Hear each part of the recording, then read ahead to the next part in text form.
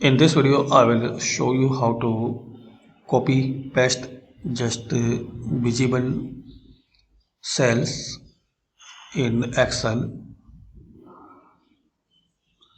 So there is a simple and easy way to apply this setting.